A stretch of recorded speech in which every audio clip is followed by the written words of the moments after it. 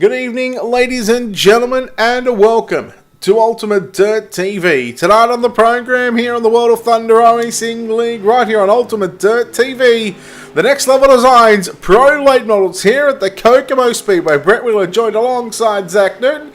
Zach, welcome to Ultimate Dirt TV, and welcome to Kokomo Speedway, buddy. Well, Brett, it's good to be back here with you. I feel like the J.R. Smith of UDTV. I'm just bouncing from commentary team to commentary team. I was with Steven last week. Thought I was going to be with Chris this week. He was unable to make it. I'm happy to be in the booth with you tonight covering some Pro Late models. All right, these drivers have one lap to set their qualifying time. Chase Winkles, 13.043 is Hunter Parsons to make that. Dylan Hauser, man, 12.630. He has laid down an absolute belter of a time. Hayden Sorensen, the defending Pro Late Model champion, second quick, 12.870. David Heilman, meanwhile, 12.687 as Chris Mcguire now on screen. Yeah, we're seeing some real scorchers of a laps out of some of these guys. Hauser with a 12.6 is absolutely moving. There you see Chris Mcguire dropping a 12.8 for his qualifying time. Still a couple names we haven't seen. You got Blake Majulis on track right now. Let's see what he can put down in that D1 RT vehicle.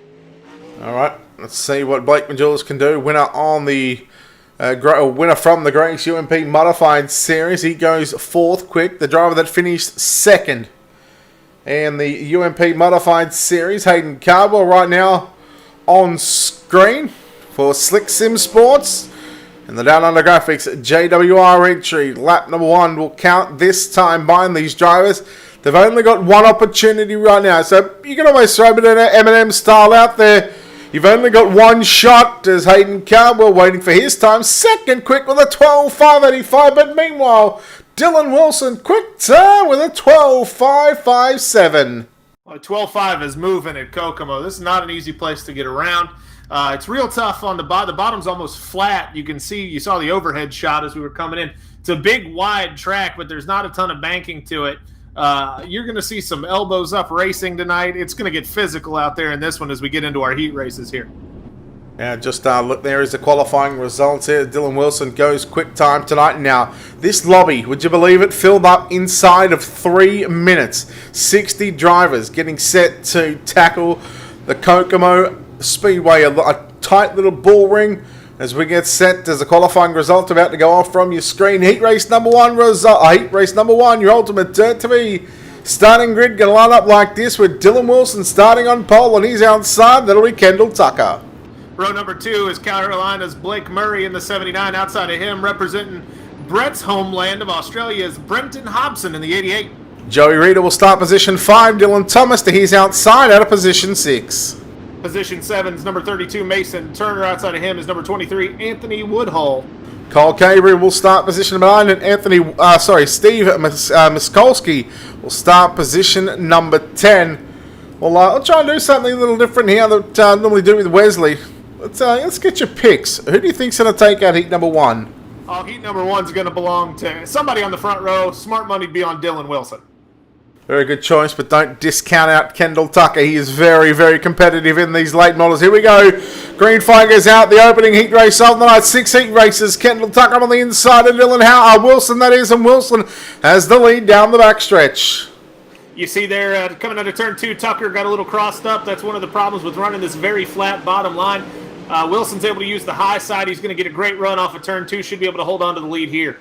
Yeah, good battle going on for the number 1 and 2 positions. Top 3 going straight through to the main event. Blake Murray holds down the 3rd and final transfer position. Wilson once again riding the top side for D1RT. Slide job by Tucker and Wilson. Wilson with a crossover. Wilson protects the bottom side through the middle now on the exit of turn number 4. That's lap number 3 is in the books, and here comes Tucker once again with a slide job. Tucker's going to keep throwing haymakers because that's his best bet, but it's going to be really tough to beat the run that Wilson's going to get off the cushion. But don't count Murray out. He's going to power down the front straightaway here. Not quite enough to get involved just yet. It's all Wilson out front. Kendall Tucker keeps throwing those haymakers, but can't quite make them stick.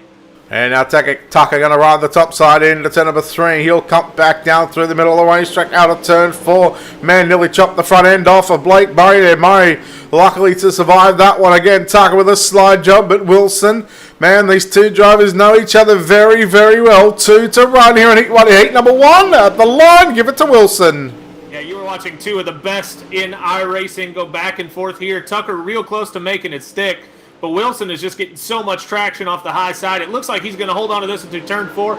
Tucker falls in behind him. Blake Murray is your final transfer in third. What a opening heat race here at Kokomo. Couldn't ask for a better heat race. Here he comes into turn number 3 and 4. It's going to be Tucker and Wilson at the line. I think Kendall Tucker moves just snuck home in that one. Boy, cannot wait to look at the results for that. Heat number 1 is complete, and what an absolute bell ringer it was. Heat number 1 goes to Kendall Tucker. 7 thousandths of a second. What? Unbelievable. Tucker stealing away a victory there right at the death over Wilson, who comes home second, and he will now start position 7. So that is effectively 3 rows between those drivers when it comes to the feature event. Heat race number 2. Let's take a look at how they line up, with Hayden Cowbell starting on pole and Chris Mcguire out of position number 2. Starting in third is Quinn Walls out of New York in the number 30. It is outside Craig Gullickson in the 46. Robert Schaefer will start position number 5, and Richie Yost will start position number 6. Stephen Waller rolls off in the 67 on the inside of row number 4. To his outside is Isaac Kimmerer. And we go back to Dustin Hall out of position 9, and Dylan Hutchinson will line up out of position number 10. Zach, same thing? Who are you picking in this one? Well, I got burned picking the guy that started on the pole in the last one, but I don't think anybody in this heat, to my knowledge, is going to have anything for Hayden Cardwell. He's been on an absolute tear of late. He's always consistent. And the thing that shot him in the foot at Lernerville a couple weeks ago was not having an outside wall, but he's got one here, so he's not going over the bank. I like his chances. Yeah, I don't think anyone is going to get anywhere near out to the back of the number 07 machine. Green flag is out. Heat race number 2. Cowbell immediately to the top side. Mcguire falls in, suiting the numbers up in the 0 machine. Then you go back to Quinn Wallace driving the number 21 machine. The battle is going to be on for 4th, 5th, and 6th. But again, Mcguire closing in there on Cowbell, excuse me. They went nearly 3 wide through 1 and 2. Here comes Wallace peeking up on the inside, but Mcguire quickly shuts that one down. Yeah, Mcguire giving Cardwell the business. However, I don't think it's going to be enough. It'd be great if we could see the lap times on the screen. You can kind of see the difference between those two as Cardwell really drives away out of turn 2. Mcguire drops to the inside. He's got Quinn Wallace close, but not close enough to make it exciting. A little bit more action on back, but Cardwell starting to check out in this one. Oh, we got a car sideways. Yeah, Craig Gullickson there in the number 46, I believe it is. Take a look here at your Wicked Cushion instant replay. First time tonight, the 46 entry, the orange, black, white, and blue machine. Running the bottom, and just got a little, well, I got tagged by the 29 of Yost. It was only a little hit, but enough to send him around. A little bit of content. Well, you almost, when this track is hammered down, Brett, you've got to kind of back the car into the corner to run that low line and get any kind of drive off. And if you get a little help on around, as he collects the 331 a little bit there, if you get any help on around, you're going to have a bad time. Yes, unfortunately, the yellow flag is going to make its way onto the speedway.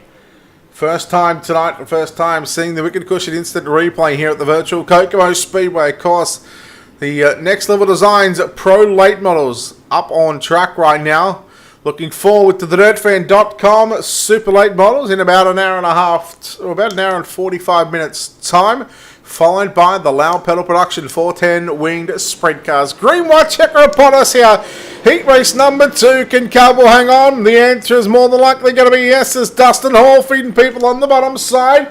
Down the back stretch into turn number 3 and 4. What can Mcguire do here on the final lap, Zach? Well, if he's going to do anything, he's going to have to save it through turn 3 and 4. Cardwell goes low, collects a tire. Did he maybe think this was the checkered flag lap? Oh, no. Well, Mcguire's got a chance. Cardwell crosses over. Mcguire gets a good run. Chris Mcguire's going to win this heat race, Brett. That's twice you've been burned from the guy on the pole. Look, I don't know. I feel like I'd like to talk to Hayden Cardwell after that one. I think he might have genuinely thought he was coming around for the checkered flag, because he drove in real low into turn 1 and 2, kind of inexplicably, because he hadn't run that low line throughout the entire race. Maybe he thought he was going to block the slider from Mcguire. I don't know. All right, let's take a look. I'm not picking the guy on the pole anymore, I can tell you that much. Heat number 2 results. Chris Mcguire gets the win by a 10th over Hayden Cowbell. Robert Schaefer gets the third and final transfer spot. Everybody else getting put into 3B mains. Heat race number 3. Let's take a look at how they line up here with your ultimate dirt TV starting grid. Dylan Hauser for Slick Sim Sports will start on pole. On the outside of the front row, Ryan Underwood. Inside row number 2 is Hunter Parsons in the 000 machine. Outside of him is California's Bo Krebs in the 68. Brett Rolls for Vanderpool Racing in the 17R machine will start position 5, and Brent New will line up at position number 6. Row number 4 is Donnie Batiste of Native Pride Racing, number 19. Outside of him is Evan C. in the VLR 33. For Black Diamond Motorsports, caliber 1, that'll be the Little Hurricane of Mason Hannigan out of position number 9. And out of 10 in car 21, that'll be Tyler Batten. So, since you're not picking the guy on the pole, who are you picking? Because I'll take Dylan Hauser. I'm going to take Ryan Underwood. Evan C is going to be Evan C is going to get into the transfer picture, but from 8th to win is a long way. But you've got UDTV's Bret Hart and Shawn Michaels on the front row here. These two guys not huge fans of each other. Yeah, but there's no Montreal screwjob coming. Well, we hope that kind of stuff doesn't take place in scenic Kokomo, Indiana. But you know. This will be a good race. Two talented guys. You're going to see some fireworks from Evan C. coming from 8th too. Now keep an eye on Brett Rolls as well. Just he's got the 17R. He's got the TVR skin on, but I got a message this morning saying that he is no longer a part of the TVR team. He's over in Vanderpool Racing, so yet to change the skin. So don't be fooled. But here we go. Heat number 3, Hauser with a slow pace off for turn number 4, gets on the gas. We are green. As Hunter Parsons now in the 0 machine, looking to the inside on Ryan Underwood and Brett Rolls. Oh, we got a car. I think that is Bo Krebs in the 68 machine. He's gone quick. He's gone backwards very, very quickly. Yeah, Underwood did not get a great start. Credit to Hauser for kind of pushing him up the track and then turning down real hard, getting out in front. Brett Rolls has moved to 3rd. Hunter Parsons, Brent New, but here comes Evan C. on the outside. He is hooked up and moving forward. Yeah, yellow is out, and that's not going to help the cause there of Evan C. just for the simple fact that he's going to lose about 3 or 4 laps. I think I just clicked on the wrong thing, but we'll be able to take a look at the Wicked Cushion instant replay again. Brent New in the 44N machine. Slow that down and see what happens. I think Parsons just comes down the racetrack. Yeah, he definitely came down the racetrack and nearly took out the front right guard there on the 44 machine. Yeah, Parsons looked like he was looking to the inside of Rolls and either didn't see or didn't care about the 44 to his inside. Turns him around, and we are under caution in this heat race. And you're absolutely right. There's nobody who gets a worse hand dealt to him out of this caution flag than Evan C.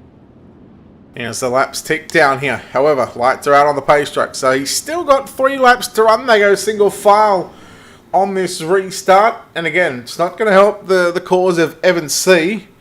because he restarts in 5th position. So essentially, he's only got to pass 2 more cars. Hauser playing a bit of mind games here with Ryan Underwood there as he really checked up the field. We're back to green here in heat race number 3, and we are immediately yellow. Yeah, well, that kind of shenanigan on the restart, you're bound to bunch everybody up and cause just a real mess as it trickles back through the field. Take a look at the Mason Hannigan machine. See what happened here. Oh, got hit from behind there by Tyler Batten.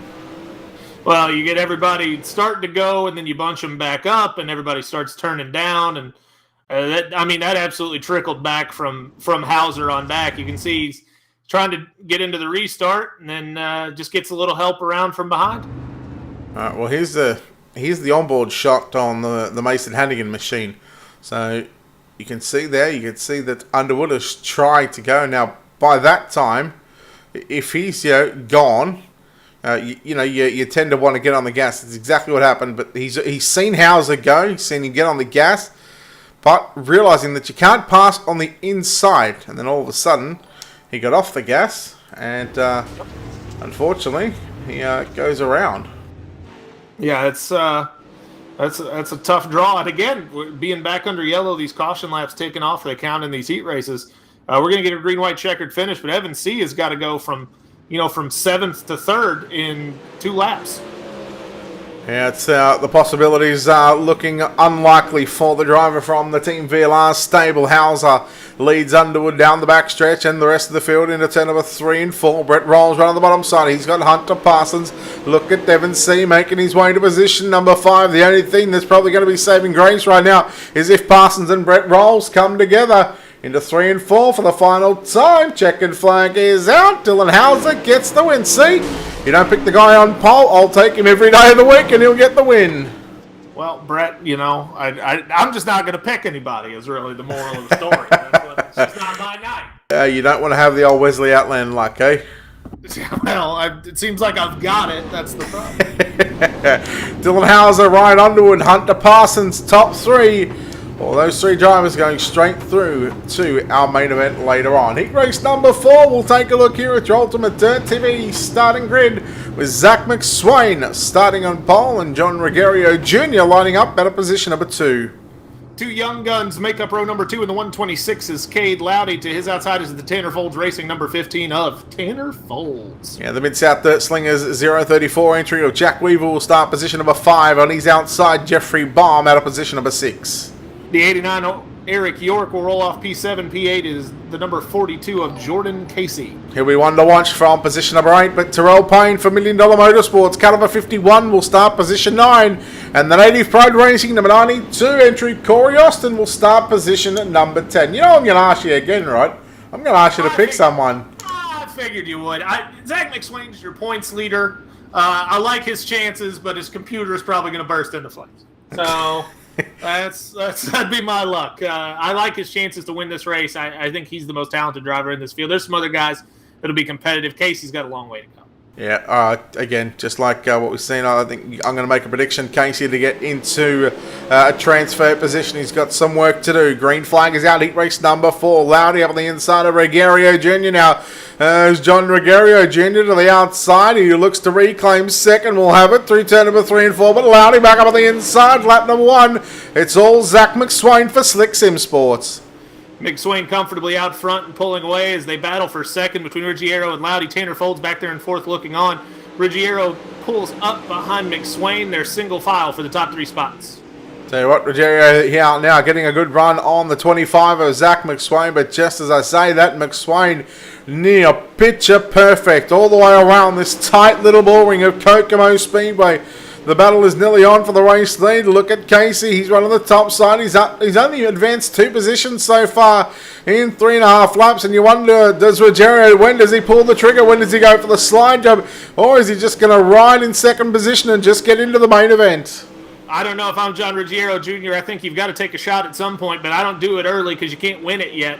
You got to wait till the last lap. Cade Loudy has smacked that right rear quarter panel against the wall a number of times.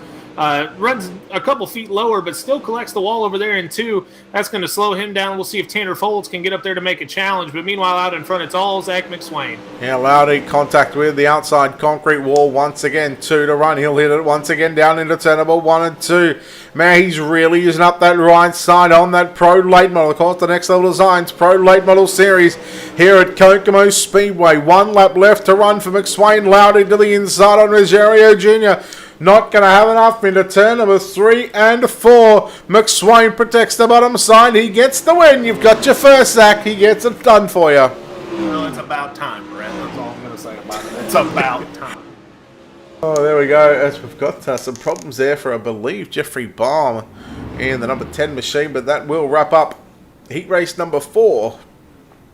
So far, heat races are moving very, very quickly on the show. It's what we love to see. Zach Mcswain, John Ruggiero, and Cade Loudy.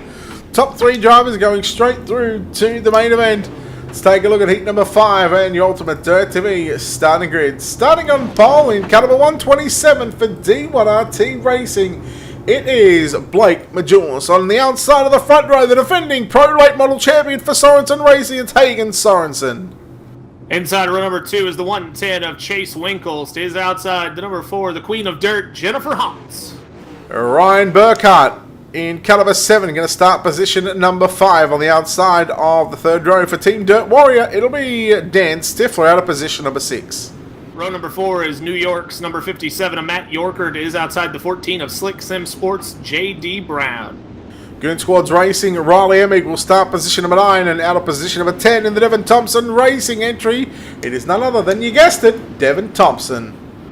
I'm not even going to ask you who's going to pick who you picks for this one, because I get the feeling that Blake Majulis is going to win by about 1.2 seconds.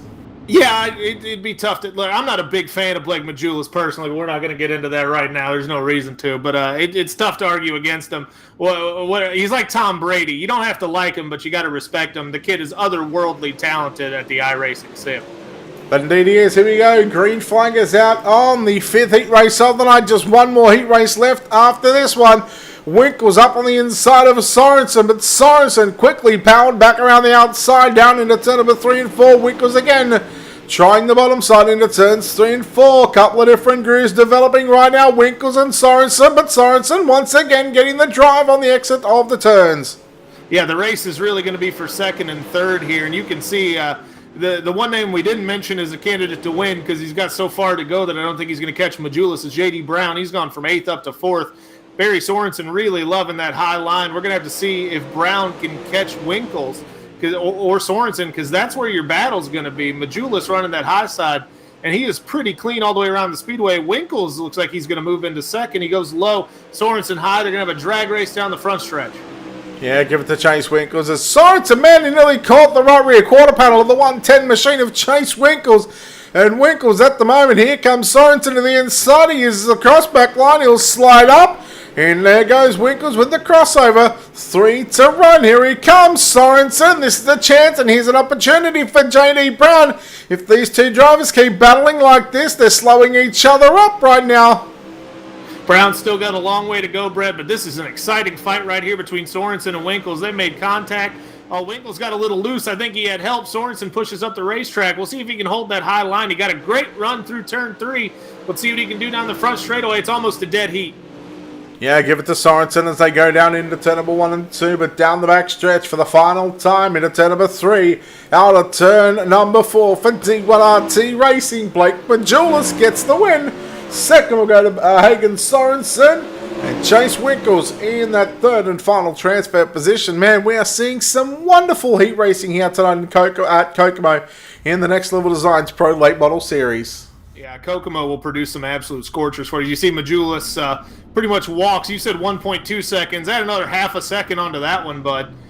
Blake Majulis wins. Barry Sorensen in the 45 and 2nd. Chase Winkles, your 3rd transfer. J.D. Brown will have to go to the B main. We're going to see what happens with him. There's a lot of talent in these B mains.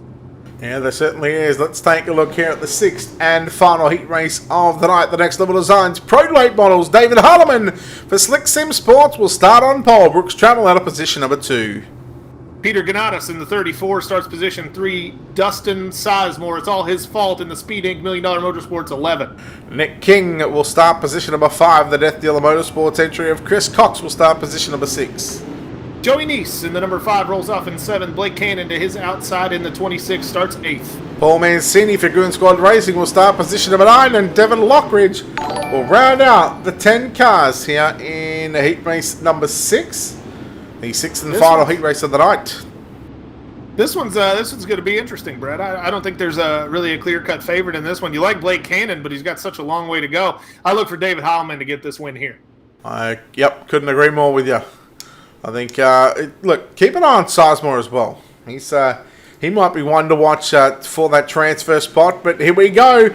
Slick Sim Sports entry of David Heilman will lead us down to Turnable 1 and 2. Trammell to the inside, and Ganatis up on the inside on Travels. They look to make a 3 wide down the back stretch into turn number 3 and 4. Heilman's got the lead. We got a car upside down. We might be going yellow. There it is.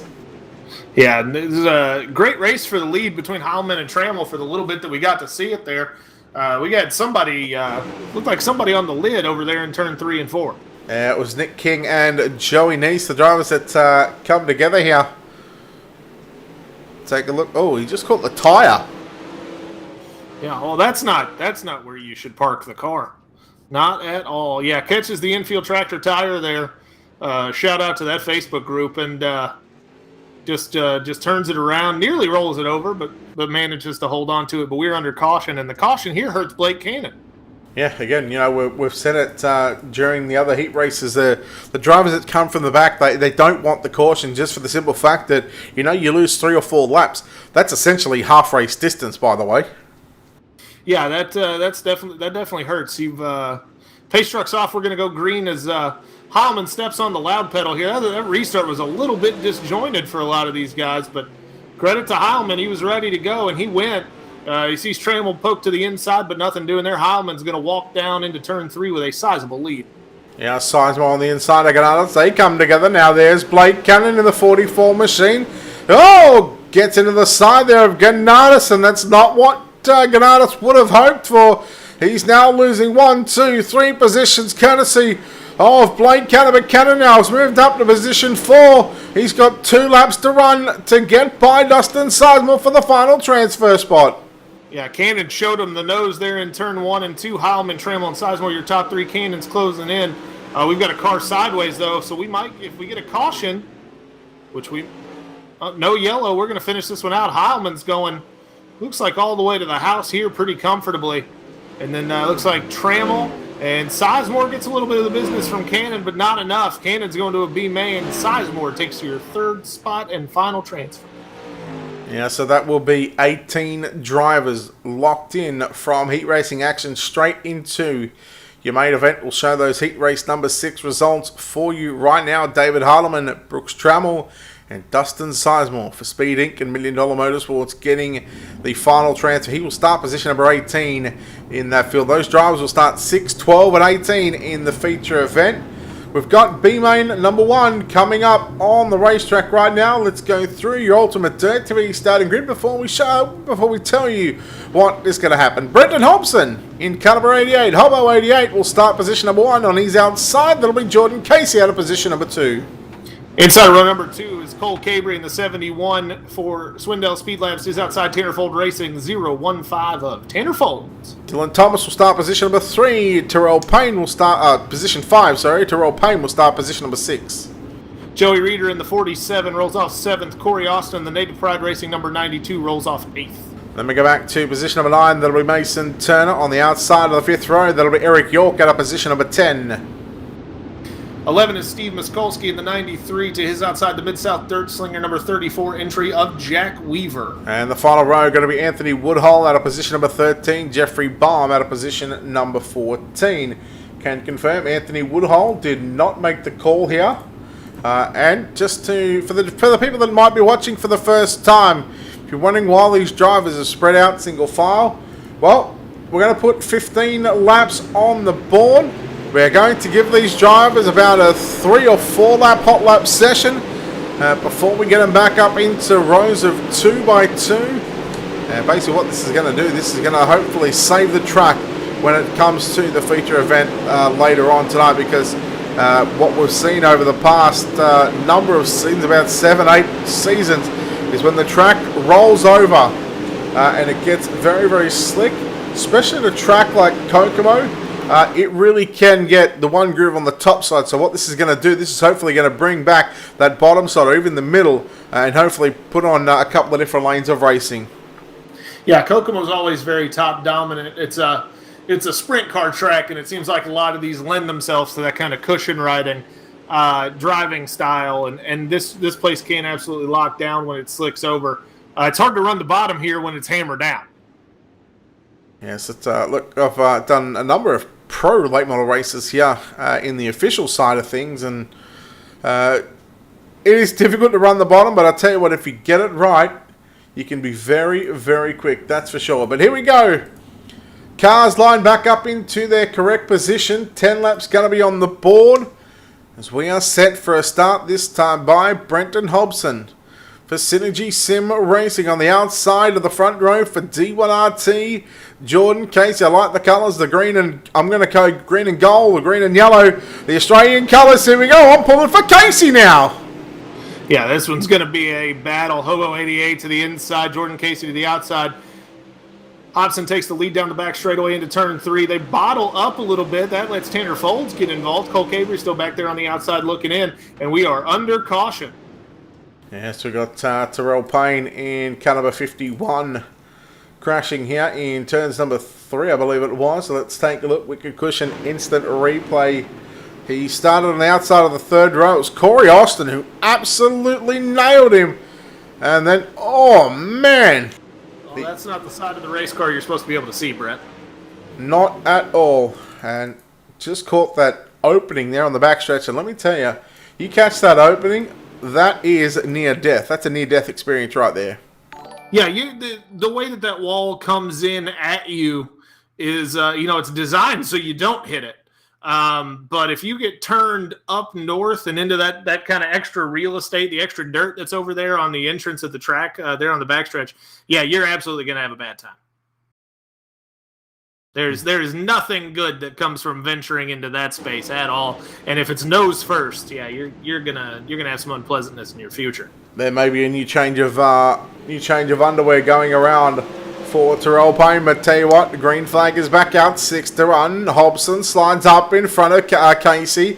Now remember, only the top 2 are going to advance. Keep an eye on Cole Cabry in the 71 in that third spot right now. He's now looking to the inside on Hobson. He'll look for the slide job. He'll look for the double slide job. Look for the lead. Here comes Casey back to the inside. Like Casey tapped, gave Cabry the business there trying to slide her there. 3 wide down the straightaway. Hobson's going to lose out. He falls to third. Tanner Folds looking for room around the outside. There's not a lot.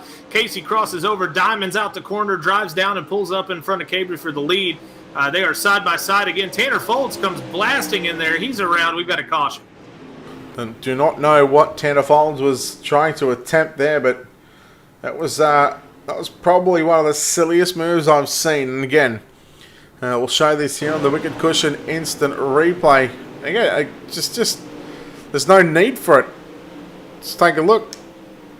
It's going for the... I think Folds looked like he got collected there by the car behind him. I couldn't see the number on it. The 03 machine, it looked like. And Dylan Thomas threw his entry into the corner way off, and he came in way too hot. He had nowhere to go. And then that car slides up the racetrack in front of everybody, gets turned around. If you're going to run the bottom here, you talked about running the bottom here and hitting it just right. You've really got to use a lot of racetrack. And if you're driving kind of diagonal down the straightaway, you're not going to hit the line. And that's the kind of thing that's going to happen. Yeah, can confirm if you do run the bottom, you've pretty much got to drive it up to the outside wall by the time you get to the middle of the back stretch. And, well, these straightaways aren't very long, so you've really got to diamond it. Green-white checker here, green flag back out.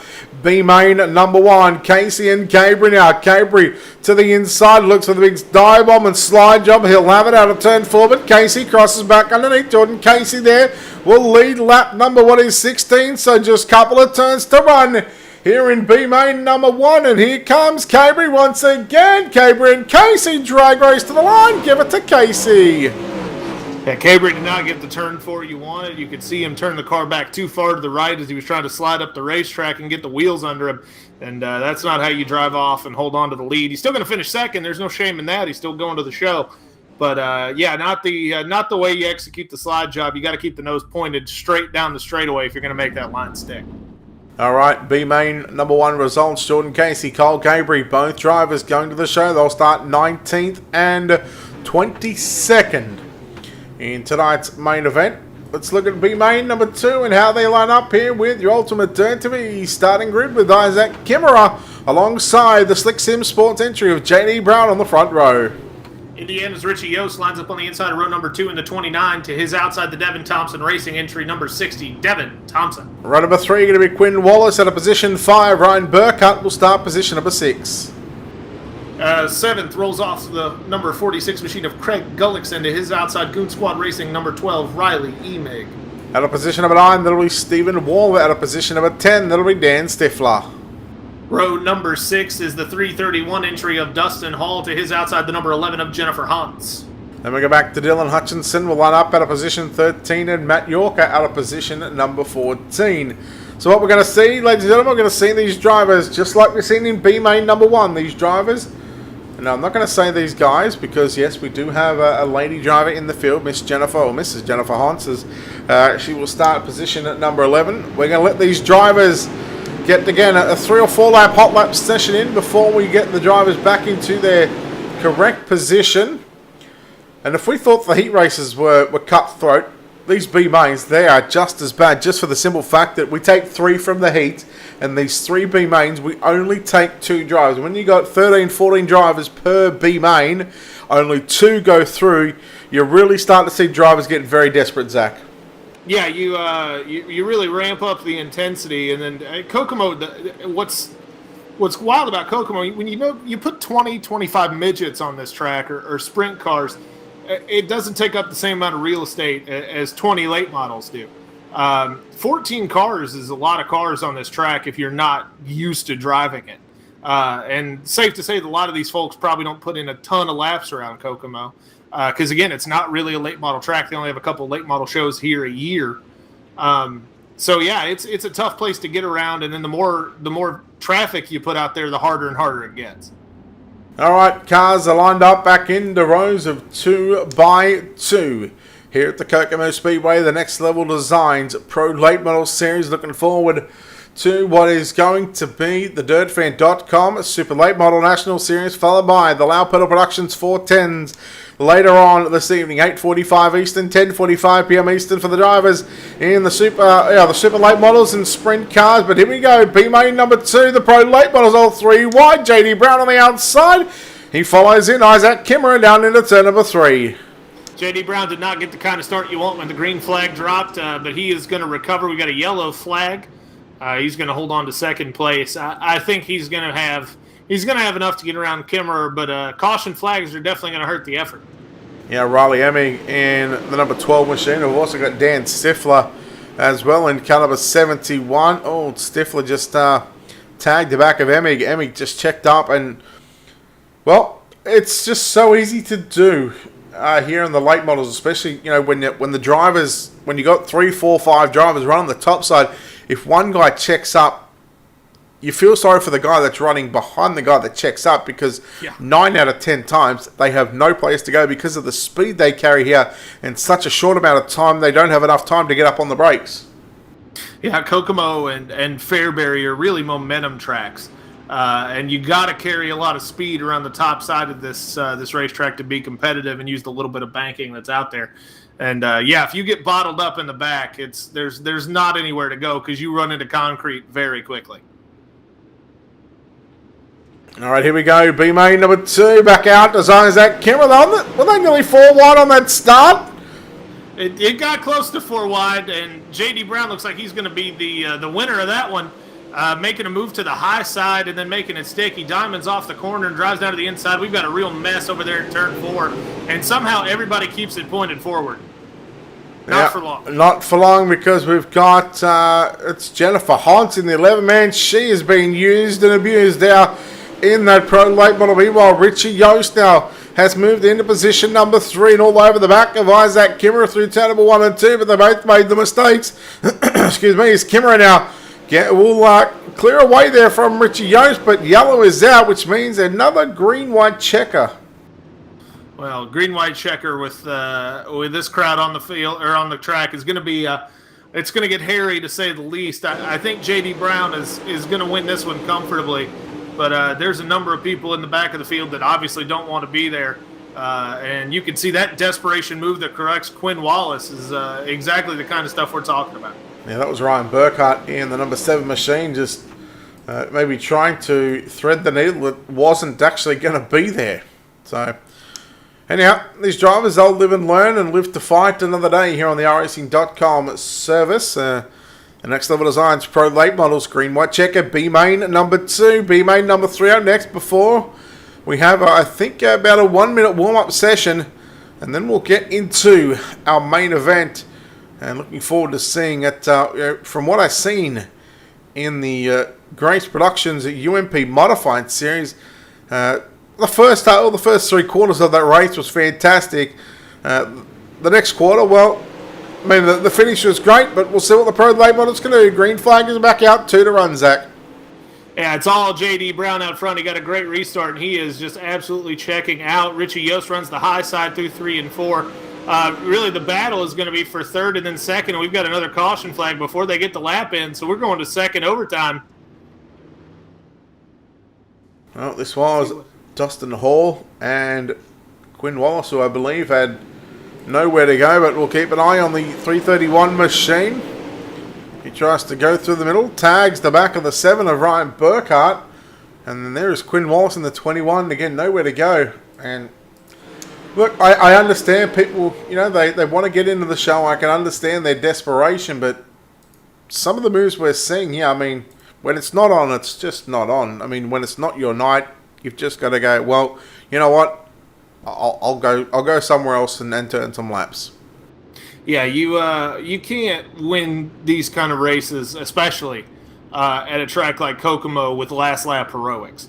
You might come from third to first by some miracle, especially off a restart, but you're not going to come from 7th to 2nd here, probably ever, short of some kind of miracle in front of you. JD Brown takes the restart for second attempt at a green-white checker finish. He's high, wide, and handsome through 1 and 2. Yost collects the wall just a little bit. Now that could come into play for that final transfer spot, depending on where Kimmerer is. He looks low. We get the white flag. One to run here in B main. Number 2 will race it out to the start-finish line. There's your leader on screen. JD Brown for Slick Sim Sports. Look at that car just wheel his way through the bottom of turn number 3 and 4. JD Brown gets the win. Will start position 20 in tonight's main event. And starting position number 23 is going to be Richie Yost in car number 29. He gets that second and final transfer position, which means our third and final B main of the night coming up. But there is B main number 2 results. JD Brown and Richie Yost getting those transfer positions. Here we go. Let's take a look at your Ultimate Dirt TV starting grid. Brent Rolls for Vanderpool Racing on the pole. Alongside him for Swindell Speed Lab, that'll be Blake Cannon. Inside of row number 2 is the number 33 of VLR's Evan C. Starting 4th, Goon Squad Racing, number 76 entry of Paul Mancini. Tyler Batten will start position number 5. Peter Ganadas will start position number 6. The 144 of Brent New rolls off on the inside of row number 4 to the outside. The number 24 of Texas's Devin Lockridge. Position number 9, that'll be Bo Krebs. And out of position number 10, that'll be Joey Neese. Starting 11th is the 19 of Native Pride Racing's Donnie Batiste. To his outside, Nick King in the 37. And your 7th and final row, position number 13 will be Mason Hannigan. Position number 14, Death Dealer Motorsports entry, that'll be Chris Cox. Now we're going to have a Scorcher on hand in this one. This should be a lot of fun. Yeah, Rolls, Cannon, C. Brent News got some speed. Chris Cox, he showed some good speed early on. And again, we're going to do the 5 laps at the start. Now, just for the people that I'm going to bring up a different number, and you can see a letter in different colors next to the driver's name. So the people that don't know, so what that is, that's an official iRacing license. Now you can see, now obviously it starts here in rookie class, and then it goes to red for the D class drivers. C class drivers are in the yellow, and the number next to the letter is actually their I rating. So for instance, Peter Ganadas, he's a C class. He's got 1,300 I rating from Racing Official Races. Take a look at Evan C. Now the black license is World Championship drivers. Now you get those, running official races and being in a certain number.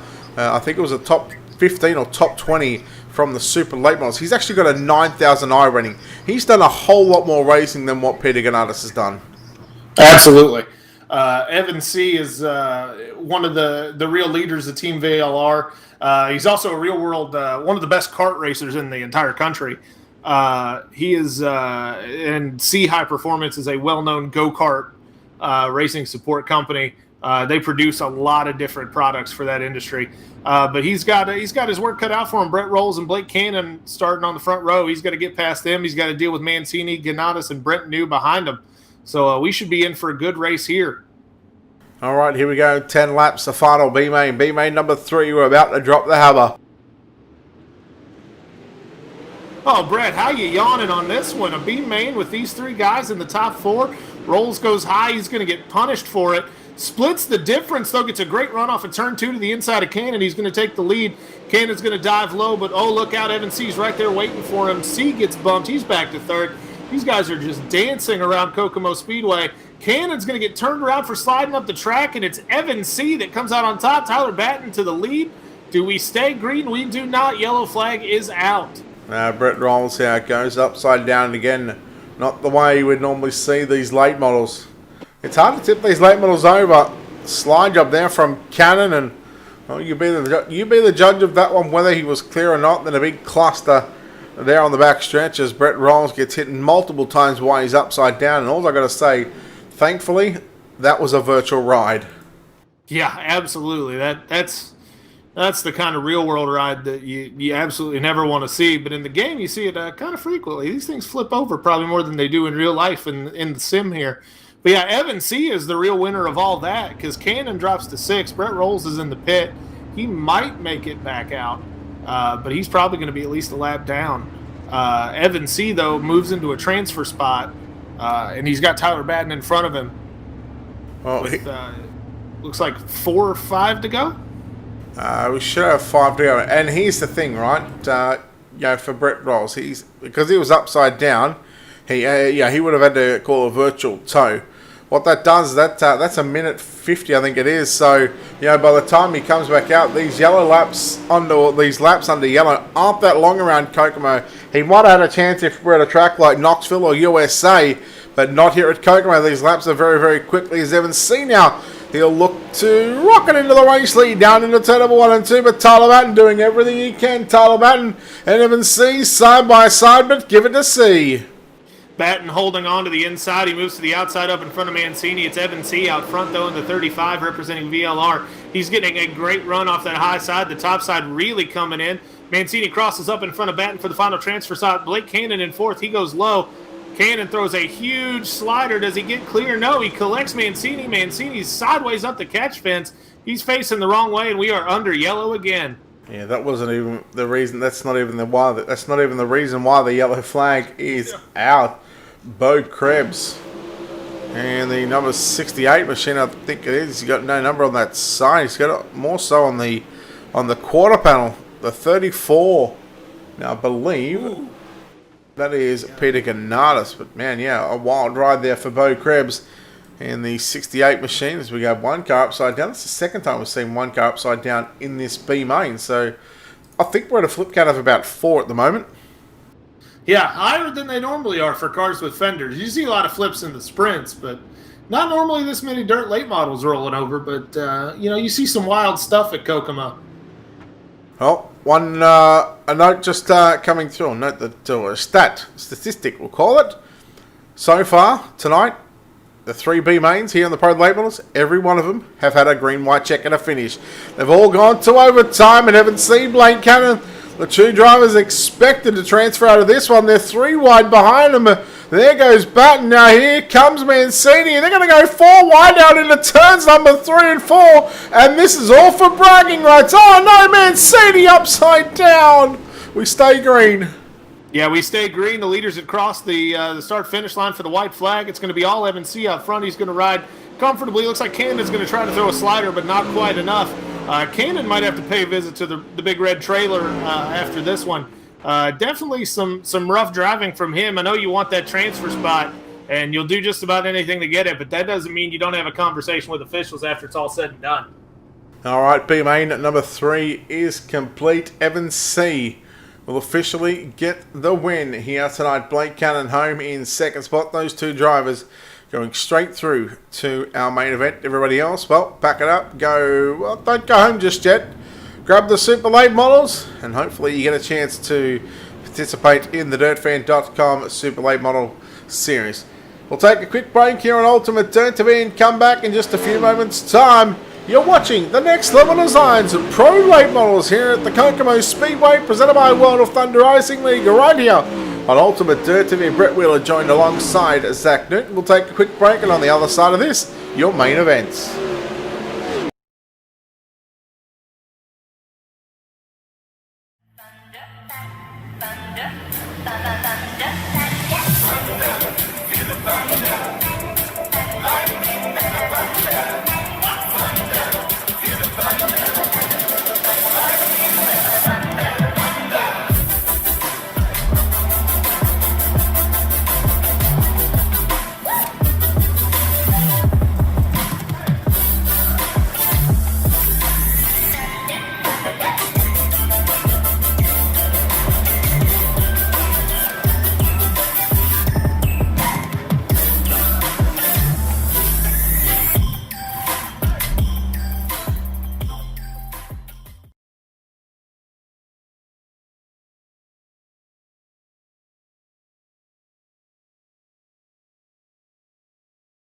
Welcome back, ladies and gentlemen, to Ultimate Dirt TV. Tonight, live from Kokomo Speedway, as we get set for the Next Level Designs Pro Late Model Series main event. Again, Brent Wheeler joined alongside Zach Newton. We take a look at our Ultimate Dirt TV starting grid, and let's do it differently. Let's start from the back at a position number 24, Blake Cannon, position number 23, that'll be Richie Yost. Brett's going to make me count backwards. I'm not a big fan. Rolling off 22nd in row number 11, the outside, the 71 of Cole Cabry. To his inside, VLR's number 33, entry of Evan C. Row number 10, JD Brown will start position number 20, and Jordan Casey out of position number 19. Row number 9 is the 011 of Speed Inc. $1 Million Motorsports, Dustin Sizemore. To his inside, the 110 entry of Chase Winkle. Cade Lowdy will start position number 16, Hunter Parsons out of position number 15. Row number 7 outside is Robert Schaefer in the 097. To his inside, the number 13 is position number 13, the 79 of Carolina's Blake Murray. Top 6 rows, Brooks Trammell will start position number 12. Hannigan Sorensen will start position number 11. Row number 5 to the outside is John Ruggiero Jr. of Carolina, the number 44. Starting 9th in the number 46 entry, also out of Carolina, is Ryan Underwood. Hayden Cowbell will start position number 8. Dylan Wilson out of position number 7. Position number 6, the outside of row number 3, is David Heilman. To his inside, New York's D1RT 127 of Blake Majulis. Zach Mcswain out of position 4. Dylan Hauser position 3. And the front row, Zach? Chris Mcguire to the outside pole. The inside winner of heat number 1. I should have never doubted him. The double aught of Kendall Tucker. Alright, so while these drivers get into rows of 4x4, they'll do the 4 wide salute. They're gonna, before we do it, I gotta ask you for a pick. Oh man, well you got Kendall Tucker on the front row. It's tough to argue with. Dylan Hauser's not far back. Blake Majulis rolls off 5th. Ryan Underwood, Hayden, Cardwell, Zach Mcswain is back there a little bit. 50 laps at Kokomo. There's time to get there. You just got to hope that the guys in front don't check out too fast. I'm going, though, with Kendall Tucker. Oh, okay. All right. You've taken my pick. Well, I'll have to settle with... I'm just trying to think who I want to settle with here. I don't really like settling with anybody. All right, there's enough talent in this one. I don't think you have to settle too very, very far. Let's be honest. Yeah, no, there's a whole lot of talent. I'm going to go with... Just trying to find out where these drivers start. Look, you know what? I'm going to go with Blake. No, you know what? I'm going outside the box. I'm going Dylan Hauser. Okay, I like that. Not Majulis, not Dylan Wilson. You go with Dylan Hauser. I like it. Not even Hayden Cardwell. Not Hayden Mcswain. I mean, your points leader, Zach Mcswain, right there in 4th. You've got the real black sheep, Chris Mcguire, to the outside of row number 1 there. He snuck up and won heat number 2. We're gonna see what he can do hanging with the big guns here up front. All right, 50 laps on the board here at the Kokomo Speedway. The Next Level Designs Pro Late Model Series right here on Ultimate Dirt TV. We are set for a start. This time by out of turn number 4. It is on the 00 of Kendall Tucker, and we are green in the main event right away. As Kendall Tucker, no surprise to see him go straight to the top side. Housing a little tight as Blake Majulis now looks to work on the inside. Heilman around the outside. Look at him going 4, nearly 5 wide down into turns 3 and 4. If Dylan Wilson had anything to do with it, they would have gone 5 wide. They're 4 wide back there. Ryan Underwood looking for real estate inside of Blake Majulis. There's not a ton of it, but he managed to find a little bit. Hauser there runs up. We are under yellow. This is absolute chaos, Brett. Yeah, let's take a look at the Wicked Cushion instant replay. Jordan Casey in the number 42 machine for D1RT. Let's see why he had crashed, whether it was his own just got into the side there of the 110 machine. Now, I believe that was Chase Winkles. And keep an eye on Chase Winkles here, because he looked like he got awfully loose going down into turn number 3 and 4 compared to, you see the other cars around him, he's way sideways. Yeah, he really backed it into turn 3. Casey drove it in there. I don't think Casey could have pulled that off even if Winkles wasn't there for him to collect. Evan C gets into the back of Casey there, but yeah, Winkles got loose, but I don't know that Casey could have made that one stick without collecting somebody coming out of turn 4. He drove it in there hot. All right, Delaware double file restart. Leader has the front row all to themselves. Second place, which is inside or outside. Everybody else lines up according to what iRacing is telling them to. Here we go. We'll go back and recap the first 3 laps. So lap 5, 6, and 7 is in the books. 47 to run. Tucker, and they go 3 wide again. Look at Heilman on the inside there, Mcswain, and here comes Mcguire. Look at Hayden, Cowbell around the outside, but we are yellow again. Yeah, cautions breed caution. These Delaware double file restarts, you get guys bunched up in the back, they check up, and you run into problems. And looked like Tucker got a great restart. We look at we're on Chase Winkles once again, and we'll see if he had a little help getting around here. Looks like, no, I don't think he got pushed from behind there. Looked like Cabry got around him clean. He was just loose.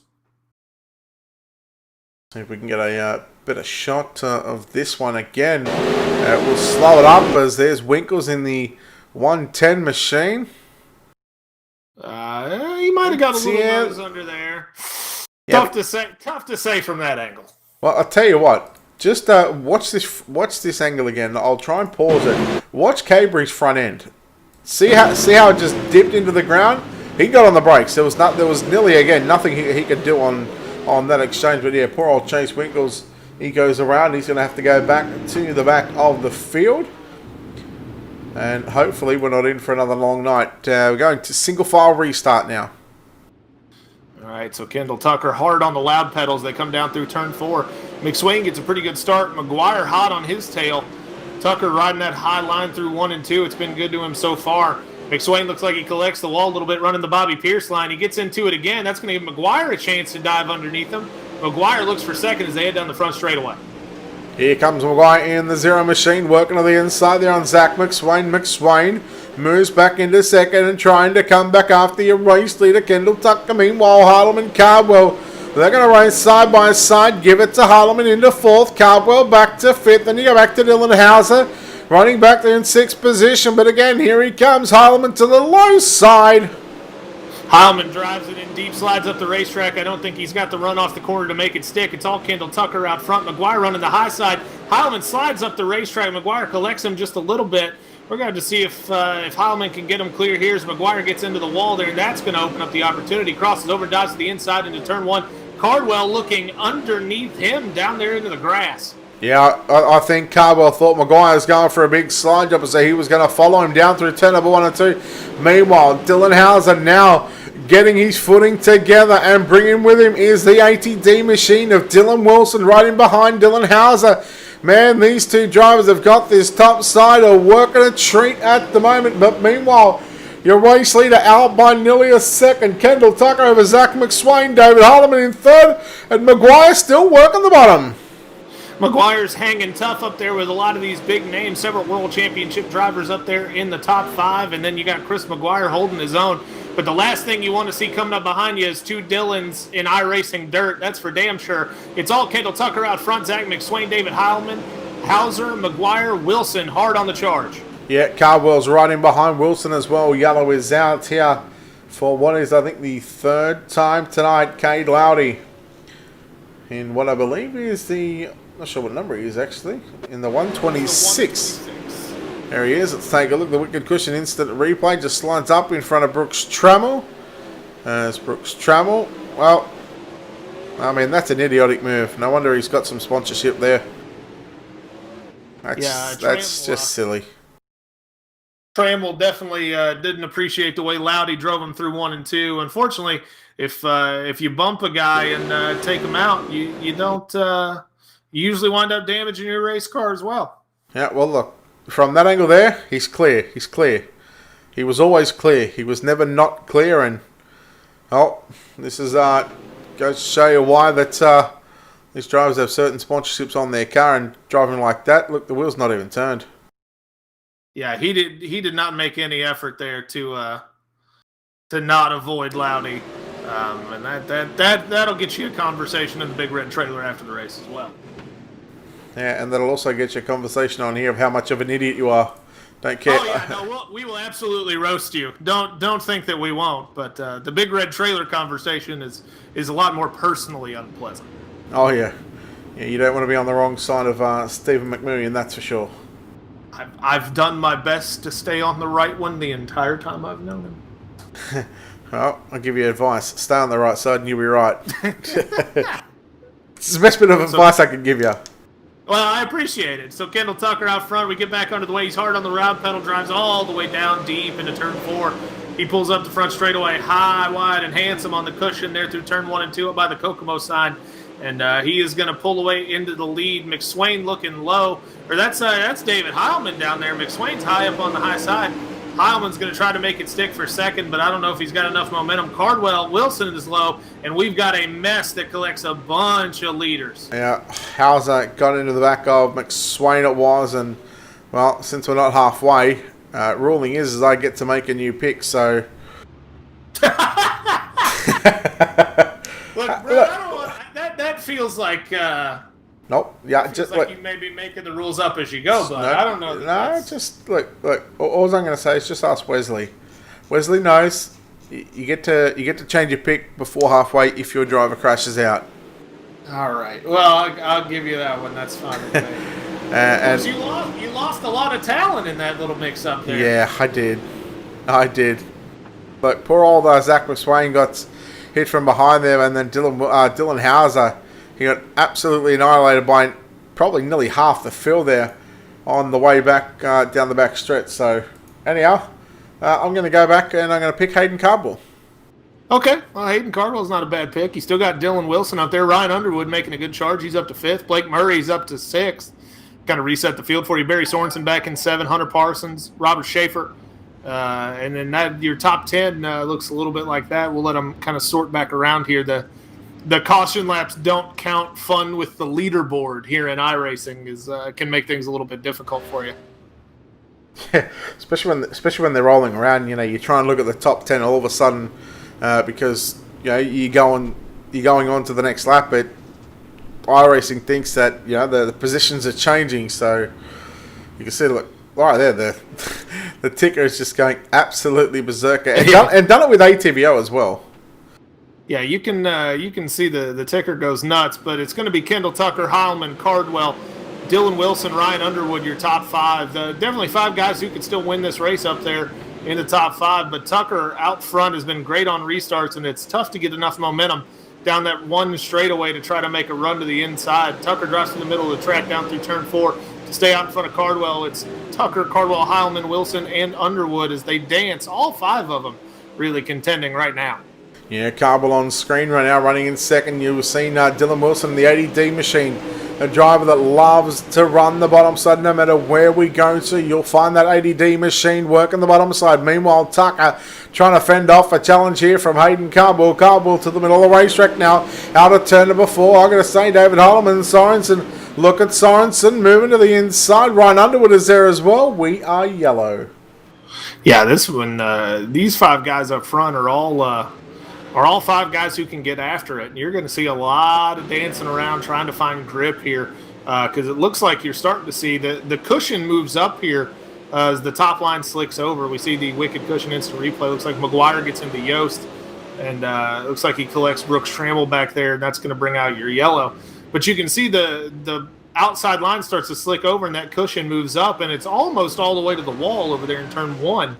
That's going to make the outside line harder and harder to run without clipping the right rear. And if you do that, you lose a little momentum, and that can slow you down. That's why you think we've seen Tucker kind of start to poke around and explore that middle line, Brett.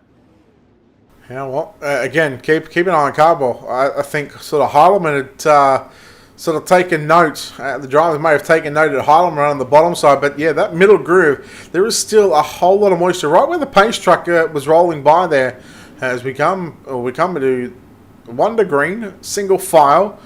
I think Tucker, he'll want to stay on the top side, but don't discount out Hayden Cowbell to run the middle here. Yeah, Cardwell, I look for him to stay high through 1 and 2 and maybe look for something in 3 and 4 or wait a lap or 2, get some momentum up before he takes a shot. They both stick the cushion in turn 1 and 2. Looks like Wilson, or maybe that's Heilman, dives low, Nothing doing there. Yeah, you see Wilson running the high side. Now down in the middle, right underneath the moisture band. Ryan Underwood looks high, but he, I think, got into the slick. We've got another yellow flag. Yeah, unfortunately. And again, this is one of the reasons why I don't really like to come to Kokomo. I mean, yes, it's a short track. Things are bound to happen, but unfortunately, if the drivers aren't willing to give the respect and give the room, this is why we're seeing these yellows. But you take the good with the bad. Yeah, there's a whole lot of real estate available at Kokomo, but like you said, it comes down to a respect thing as much as anything. You've got to be able to give a guy space and allow each other space to work. You can have a lot of fun racing this track. You can get a lot of really good racing here at Kokomo, but you've got to be able to give guys space to let people work because it's not a super easy place to get around.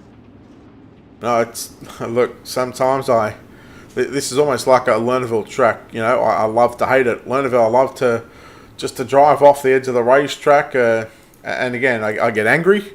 But it's just the way it happens, You've got to master the art of trying not to drive over the edge, and you've got to do that here through 1 and 2, not to drive into the outside wall. We're back to green. Tucker, Cowbell, side by side.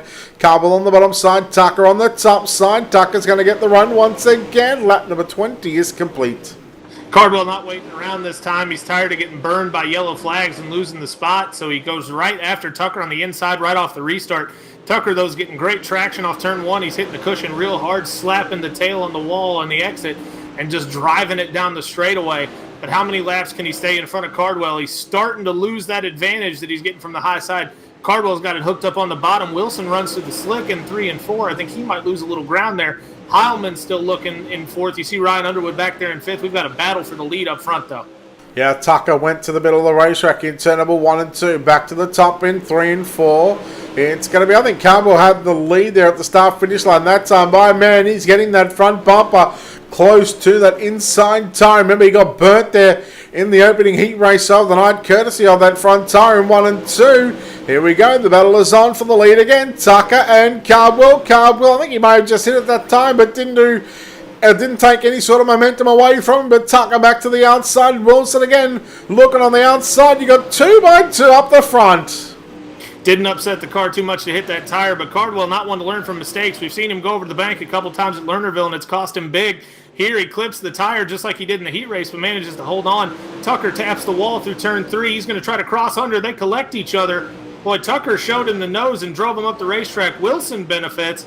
He's going to second. Heilman's to the inside of Cardwell. There's 4 guys racing for the lead. I look for Cardwell to maybe show Tucker some receipts if he catches them.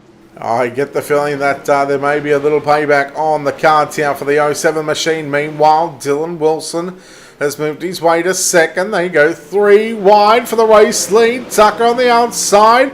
Now, Wilson slides up in front of Cowboy. Heilman, I'll tell you what, give Heilman some credit. He has been able to make that bottom side work for the majority of this race, and he has stayed with the drivers up near the front and has still got a 4-car battle for the race lead. Yeah, Heilman has never looked at the cushion and thought about running up there. He's been all the way around the bottom all night long, and he's definitely given you a great showing here running 4th. You can see these 4 guys are starting to check out just a little bit, but they're single file really up there other than Heilman. Wilson going to look to the middle. Cardwell driving the car in deep and sliding up the racetrack a little bit, but Kendall Tucker keeps that run and manages to hold on. But Wilson's right on his tail. Wilson gets into him, puts him into the wall, and grabs another dose of quarter panel there. This is starting to get a little physical. You see Wilson collect him again. Heilman to the lead. David Heilman will lead that lap as there goes Cowbell to the inside. Now Tucker back to the outside to the middle of the racetrack. And look at them. 4 drivers, 2 by 2. You got 2 on the inside, 2 running right through the middle. Man, this is some good racing. These drivers finally, they've gotten into a rhythm. They're 2 seconds clear of Ryan Underwood, who sits back there in 5th position. But how about David Heilman looking to upset the entire field here at Kokomo, and we go yellow? Well, if anybody benefits from that yellow, it's David Heilman. He's going to get to control this restart. And it's easy to jump out. These iRacing late models It's tough to react on a restart. So you got to look for him to maybe get a little bit of advantage here, running that inside line, being able to drive down in there uncontested because you can't pass underneath on the restart. You see Cabry and Barry Sorensen, your defending champion, tangle just a little bit. Yeah, well, again, Cabry no place to go on that one as we look at Sorensen here, just come down the back stretch, get the wall, and that sends that car hard into the opening. Cabry again, no place to go but underneath, and take a good look at what is underneath that race car of Sorensen. But, we all get to see it here in a second when he goes upside down. Yeah, all the guts of a dirt late model fully on display over there under the scoreboard. Also, if you want to talk about this race and these pro late models, Brent, correct me if I'm wrong. This is the fixed setup series. Yes. You can see how these fixed setups can cause these guys some problems because back there, 7th and 8th, you see happening underneath that accident. You see Evan C. and Blake Majulis in the bottom of that replay. Those are two guys that are normally up contesting for race wins, but these fixed setup races they can be tough on these guys. Yeah, well, it just takes it takes the setup out of the race cars. Everybody's on an equal level playing field, so it allows the drivers. We really see who's a driver's driver. It's all driver and all about reading the racetrack, and you sort of create your own luck. Absolutely. So David Heilman, speaking of creating your own luck. As we get ready, hopefully to go back to green, maybe next time by, he's closing in on a big win here. If he can hold off these bulls behind him, but man, there's a bunch of guys behind him that probably aren't really interested in being held off. Kendall Tucker and Hayden, Cardwell, Dylan Wilson, Jordan Casey has made his charge up. Blake Cannon, Ryan Underwood, Murray, Majulis, and C, your top 10. And we hopefully can get this lineup sorted out. I think Casey is actually maybe looking for a wave around, as is Cannon. There we go. Yeah, I think we're just delaying the yellow just to get the lineup sorted here. But look, and I'll pose this question to you: if you're David Heilman right now, if you're leading this field, you got by the guys on the bottom side. The guys are going to run the top. Do you stay on the bottom, or do you protect that top line and expect those slide jobs to come? I think that part of the advantage of running the bottom, and you've seen it on the last lap of a lot of these races, some of these more experienced drivers have switched suddenly in the last corner to the bottom line to stop that big slide job. I think that you've got to keep doing what brought you here. I think you keep running the inside line. I think that it it's obvious that there's something there. I think the top side, as you can see, especially over there in turn 1, you can see how high the cushion is. It's right up against the wall. Where that dirt piles up, that's where you find a lot of traction and a lot of something for the right rear tire to push off of, Brett. And I think that over here in turn 3 and 4, it's not quite as high up the wall. You see they're pretty far up in turn 3. But I think if you're Heilman, you got to keep running the bottom because the bottom seems like it's really starting to come in. If it goes away on him, though, he's going to be hurt real quick.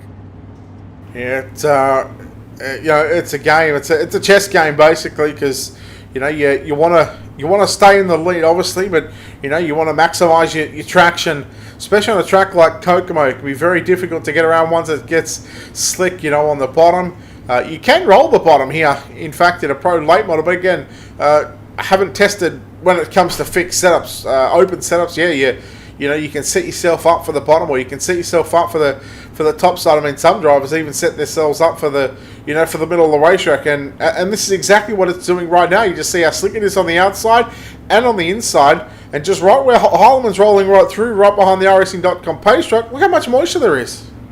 Yeah, and you can tell Kokomo is not really a track that's designed for cars that are the size of dirt late models, because you can see the bottom functionally is flat. There's absolutely no banking. But then as you get up into the turn, suddenly from about the middle on up, the track really banks up a little bit.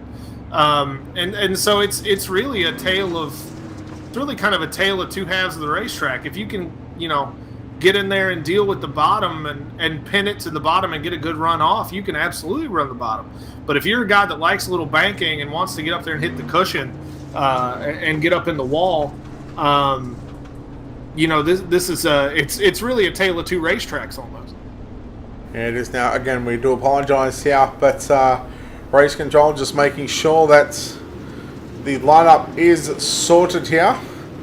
We're close. We're on about 15 to run when we go back to green, so we're looking at 35 laps complete as the lights go out on the iRacing.com page track. Here it is, coming back into pit road on the infield. That means we are set for a start.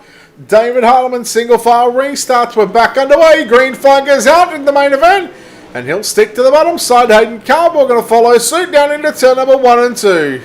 Heilman sticks to the bottom. Cardwell's got his nose right in his business, though. Wilson looking on the high side. Ryan Underwood through the middle. Blake Cannon on the cushion with Wilson. They'll follow. That's your top 5. Heilman slides up the racetrack just a little bit. Cardwell looks for room underneath, but he can't find it. Heilman gets a good run off down the racetrack. Dylan Wilson to the outside looking for second.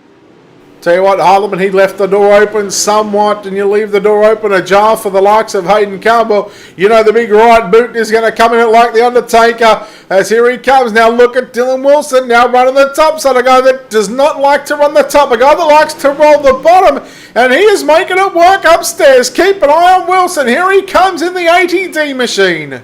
Well, the cushion at Kokomo is primed for the picking at this point right now. Heilman kind of slides up the racetrack to the middle. If there's anybody that'll find space underneath him here at Kokomo, though, it's Hayden Cardwell. But Cardwell's going to look to the top side behind Wilson. Heilman's going to have his hands full because Wilson is hooked up and moving around the top side. Here he comes, slides up out of turn number 4, but there goes Wilson with a slide job. He'll look to the top side. Heilman crosses underneath him. Now here comes Hayden Cardwell. Cardwell double slide job for the race lead. Though at 3 wide momentarily. Hayden Cardwell 3 wide down into turn number 1 and 2. The race on for the lead. Look at the double slide job coming out. 3 wide down the back stretch. Oh, this is absolutely bananas. It's the best racing you're going to see on a Sunday night in this time slot. I can promise you that. Hayden Cardwell out front after throwing a couple of huge slide jobs. Dylan Wilson right on him. Cardwell gets into the wall. Heilman slides up the racetrack. They're 3 wide for the lead down the backstretch. Wilson's down in the inside, catfishing for grip. He's going to have the lead off of turn 4, and we are inside of 5 to go. 5, no, we're about 6, 7 to go. Look at Wilson, split the gap, 6 to go, and in comes Cannon. He turns Cardwell. Oh, we are yellow. Cannon gets into the back of Cardwell. Well, we talked about Cannon and B-Main getting a little rough, and that's not how you make friends and influence people. With 5 to go now, I think math is hard. It's not what I'm good at, Brett. I'm real sorry. It says 50 of 55 complete. I think that means 5 to go. But yeah, Cannon, Wilson with just a pisser of a run through there.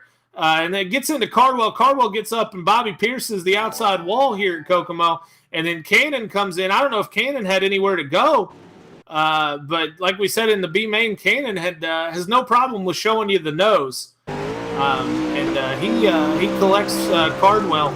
And that's why we're under yellow. Well, just listen to Cannon's car here. So he doesn't lifts there, but that's for the corner. But by then it's too little, too late. Absolutely, and you hate to see a guy who's been as strong as Cardwell has as we get back underway in this one. Get spun out with 6 to go. Wilson up the racetrack. He's going to get a great run on Heilman. Heilman's going to cross back over and look to the inside. Cannon to the outside. Ryan Underwood up there. You got all kinds. It's just chaos in this one. There's no other way to describe it. Heilman back to the bottom. He's going to put the slider on. Wilson gets a great run as he diamonds off the corner to the inside. He's going to lead, it looks like, off of turn 4. Dylan Wilson back to the lead with just 4 laps to run. To the top side goes Dylan Wilson. Staying to the middle is David Heilman. Maybe a sleeper, maybe an unexpected winner going to victory lane. Heilman slides up in front of Wilson. They make contact going down into turn number 1. There's Majulis 3 wide for the race lead. Here comes Cannon as well. Cannon is driven from dead last, looking for a podium. Heilman slides up in front of Wilson. They're 3 wide behind him. 2 to run. Oh, this is everything you want it to be and more. Heilman's got his hands full up front. He's got Wilson, Majulis, Blake Cannon with a rocket of a run down the back straightaway. We're coming to the right flag, and it's David Heilman leading the charge. Majulis is on the inside. Heilman goes way down to the bottom and cuts Majulis off. Does he get the run off of turn 2? He does. Cannon gives him the business. He's looking to the inside. Cannon's got a run. He's got a slider. Heilman might go to third. Blake Cannon out of nowhere.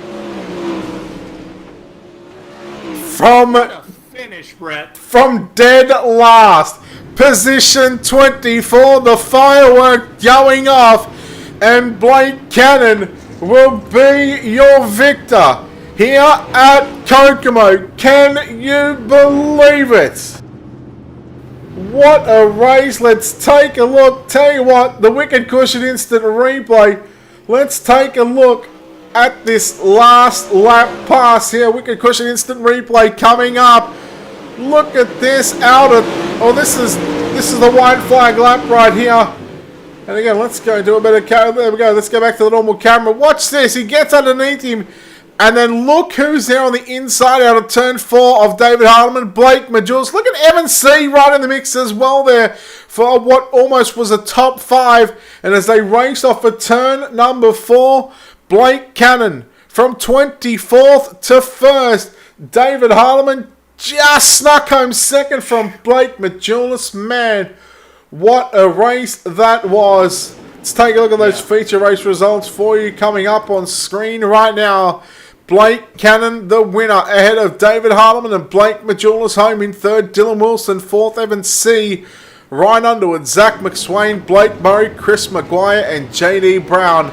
The top 10. Holy cow, what a race.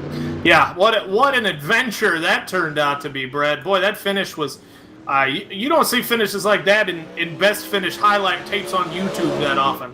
That was nuts. I mean, Cannon comes from 3rd at the white flag. I mean, I haven't seen anything like that finish in a long, long time, real world or otherwise. Yeah, that was unbelievable. All right, let's go over and chat to our top 3. You know where I'll meet you. I'll see you there in a second. As we are ready to chat to your winner here tonight. In car number 44, he drives from position 24. He started dead last and he comes away with it. And Blake Cannon, congratulations on this victory. Man, what a hell of a drive. Yeah, for sure, man. Starting last, you really can't go backwards, so the only way to go is forwards. And, man, what a race. I knew he was good. I was really the only car up top that was really making it work. I was kind of middle part of the race, and everybody migrated down. I couldn't run down there, so I just had to, I had to take my medicine up top and lose and gain whenever I could. And then, caution just came my way late in the race and was able to pull it off. Talk us through that final restart. I think you were going to restart in about the 2nd or 3rd row, or 4th or 5th, somewhere like that. Talk us through those final sort of handful of laps and how you're able to get the win. Yeah, so the last restart was crazy. Me and Underwood traded a little bit of paint, but got to 3rd, started running down Heilman and Wilson, and then them 2 guys got together, and they just left the lane up top for me. So everything just worked out. Sometimes it's better to run 3rd than to be 1st or 2nd with the closing laps.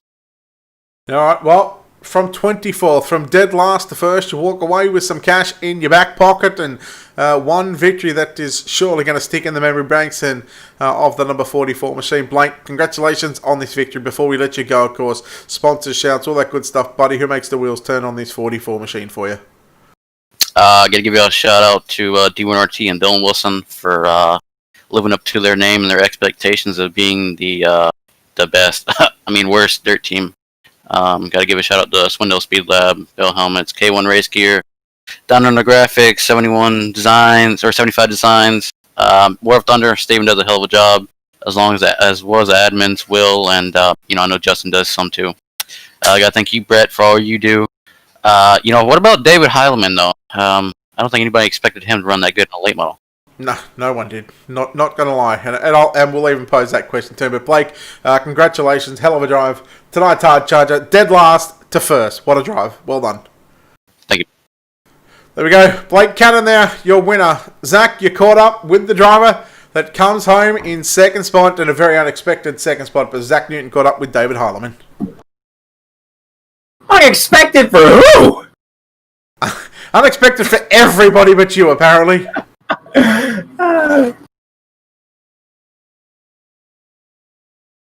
Hello? Sorry, the push-to-talk feature of Discord escapes me. Yes, David, I've got you. Talk us through that race. I mean, like you said, unexpected for who? You knew you'd be in contention. You were really the only guy making the bottom work for a lot of that run. Talk us through what you thought about the race car and how you had that success. I mean, it was one of the restarts in the middle of the race. I went back up top, and this I got higher gearing it, and it just made the grooves a lot more even because you're able to get some gear off the bottom. And I was like, oh crap! It was just slick enough where I was like, there's too much gear. I'm gonna just go plug away at the bottom. I don't even remember what happened. All of a sudden, I was where I was at. We were racing 2-3 wide. I think it was Kendall, Wilson, Hayden, and then got in the lead. I was like, crap! 15 laps to go. No way. Hang on to this. And fuck, man. Wilson started making that top work, and had to race him real hard, real clean, and then last lap I just pushed tight out of 1 and 2, and it really screwed me and left me open at 3 and 4. I ain't mad at Blake or nothing. I knew that was gonna happen. But yeah, I'm just happy. That was a hell of a race. That was super fun, and that's why I love coming to World of Thunder, man. Best league out here. Get the race with guys like Blake King and then Ryan Underwood. Those are two of the best in the game right now. So it is what it is. We'll take second. Podium and Pro A model. Hey, you know what? Maybe it surprised me a little bit too. Well, I love Heilman because he interviews himself, Brent. You can't get any better than that. David, any sponsors you want to thank for your success? Yeah, just all the guys over at Slick Ultimate Dirt TV for putting it on, and all the Hallomaniacs. I know I let you guys down, but we'll get them back in this next one. If there's not a Hallomaniacs t-shirt available immediately, I'm going to be very upset. So that'll do it for second place, David Heilman. Congratulations on a great run. Brent's caught up with our third place finisher, Blake Majulis. Yeah, standing by right now with the driver that comes home at third place tonight in the 127 for Swindell Speedway, Blake Majulis. Blake, congratulations. Third place finish here tonight. I know you would have been like to be 2 steps higher up on the podium, but a third place is going to have to do for the moment. Yeah, it is what it is. Came from the back there. I want to apologize to Dylan Hauser there. We had a little bit of a racing incident there. I had no intentions of giving him damage earlier on that first lap. When the green flag waved there, I figured he'd run the middle. It looked like he was going to go to the middle, and I entered in on the bottom, and I ended up hitting him. So my apologies go to Hauser there. I had no intentions on taking him out or anything, but a drive from last like that to third and competing for a win there would have been interesting to see if we had 2 more laps or something there, but it was definitely a good race. Yeah, I was just going to ask you, maybe 5 laps, do you possibly think that the outcome is different? Because, late in that race, you were hooked up, and with the fixed setup, everybody's on the same set. It's not like, all these drivers are on different setups, like we see in the Super Late Models or a World Championship race. Everyone's on the same set. Does that make it a little bit harder to come back through the field like that? When I got sent tail there in that first start, I was just riding around in like 25th or something. I couldn't pass anybody. I was just sitting duck, and it just shows how close these races are when the track's tacky like that. But once the track got worn in and the bottom was there, it takes I don't know if you'd say skill, but it's definitely much harder to hit than the top there when you got your right rear against the wall. But once the bottom came in, I felt that we were moving forward a lot faster.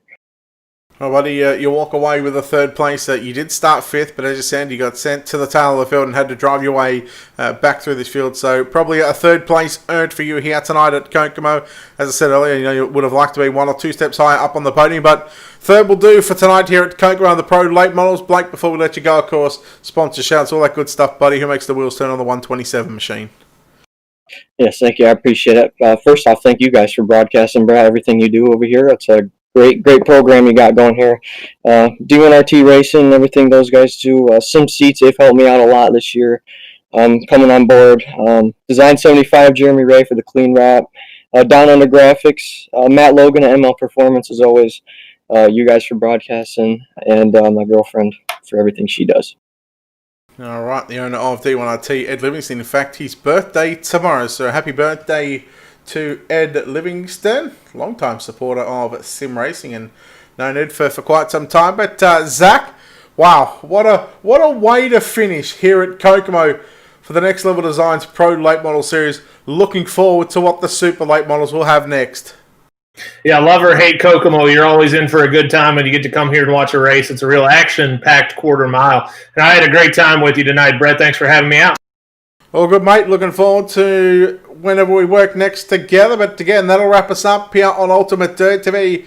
A big thanks to, of course, Next Level Designs, World of Thunder Racing League, and all the admin team behind the scenes that make all this possible. Big thanks to the 60 drivers that filled up the server in less than 3 minutes here tonight. Super Late Models, dirtfan.com. Super Late Models up next, live right here on Ultimate Dirt TV across Facebook and YouTube, and also on the front page of the iRacing website, or iRacing, and also iRacing live page as well. So looking forward to that. Of course, big thanks to Wicked Cushion, World of Thunder Racing League, and Loud Pedal Productions. On behalf of the team here at Ultimate Dirt TV and the management behind the scenes, on behalf of Zach Newton and myself, Brett Wheeler, we say farewell from Kokomo, and we'll see you soon for the Super Late Models.